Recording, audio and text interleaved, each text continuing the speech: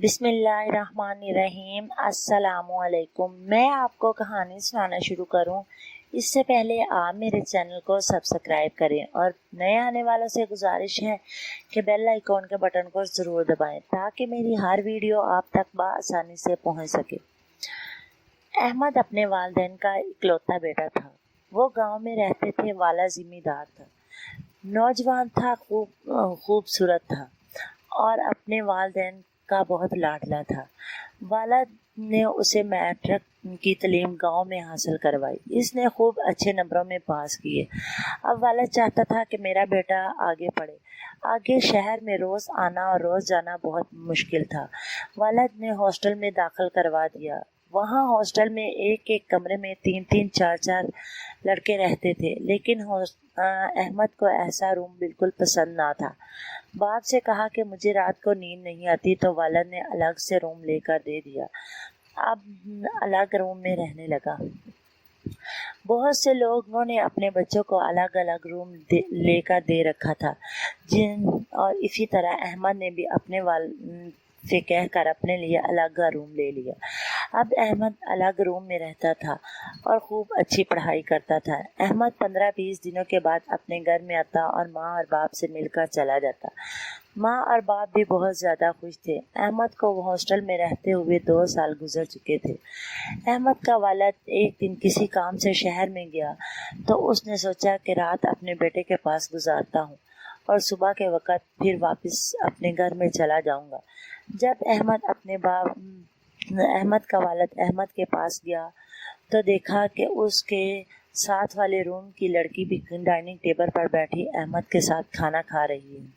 احمد کے والد نے احمد سے بڑی حیرت سے دیکھا تو احمد نے اپنے والد کو یقین دلاتے ہوئے کہا کہ ابو جان آپ پریشان نہ ہوں، یہ میری روم پارٹنر نہیں ہے، یہ میرے صرف گھر میں ہم دونوں کا ایک ڈائننگ ٹیبل ہے، ہم یہاں اکٹھے کھانا کھاتے ہیں، ہم اچھے دوست ہیں۔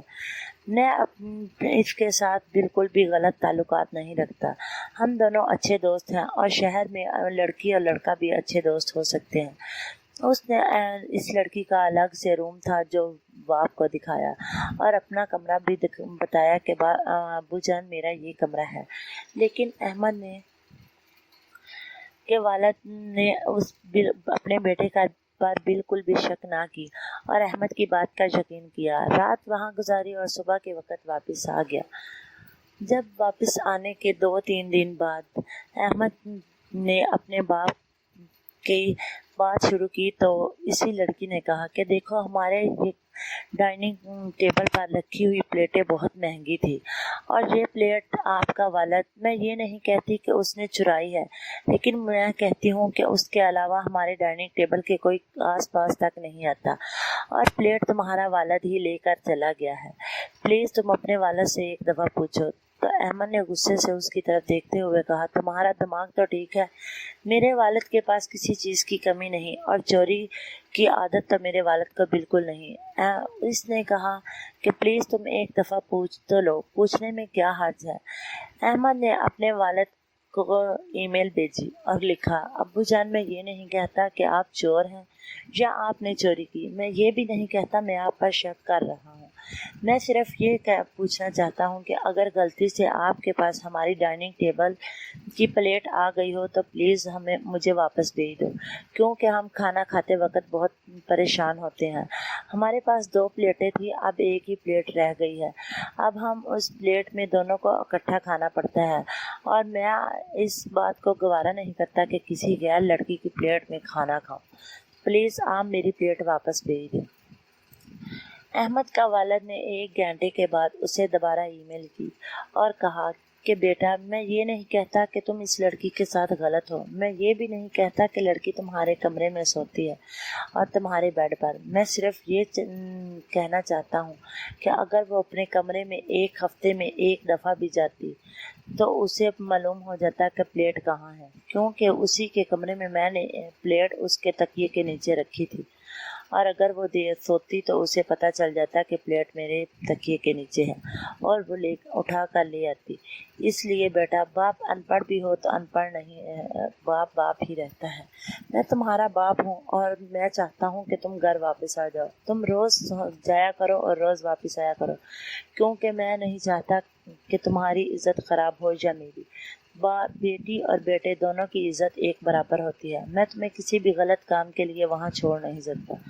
اس کا باپ فوراً گیا اور اس کو لے کر گھر واپس آ گیا اور کہا کہ احمد، تم آج کے بعد پرائیویٹ پیپر دو گے۔ میں تمہیں کبھی بھی یہ گوارا نہیں کروں گا کہ تم وہاں جاؤ۔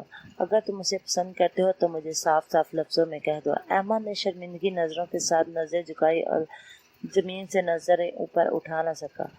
تو باپ سمجھ گیا کہ اس کا اس کے ساتھ تعلقات ہیں اور اگر تم چاہتے ہو تو میں تمہاری اس کے ساتھ شادی کر دوں۔ احمد نے ہاں میں سر ہلایا اور اپنے کمرے میں شرمندگی کے ساتھ چلا گیا۔ اگلے ہی دن احمد کا والد ان کے گھر میں گیا اور رشتہ پوچھا اور احمد کی فوراً شادی کر دی۔ احمد کے والد کو بالکل بھی شرمندگی نہ ہوئی کہ اس کے بیٹے نے اپنی پسند کی شادی کی ہے، کیوں نہ کہ یہ ہمارے دین میں حق ہے، نے اپنے بچوں کو حق دیا ہے، تو ہم کون ہوتے ہیں روکنے والے۔ احمد کے والد کی طرح آپ بھی اگر اپنے بچے یا بچی دونوں میں کسی میں بھی کوئی غلط عادت دیکھو تو فوراً اسے کنٹرول کریں، تاکہ آپ کو کبھی بھی زندگی میں بدنامی کا سامنا نہ کرنا پڑے۔ اسی طرح اگر ہر والدین کرے تو کبھی بھی دنیا میں کوئی غلط کام نہ ہو۔ اگر کوئی آپ کا بیٹا یا بیٹی پسند کی شادی کا کہیں تو پلیز اسے برا مت سمجھے، کیوں نہ کہ یہ ہمارے دین نے اجازت دی ہے۔ انسان کو کبھی بھی نظریں کسی کے سامنے جھکانا نہیں پڑتی اگر اپنے بچے اور بچی کی خوشی میں خوش ہو جائے۔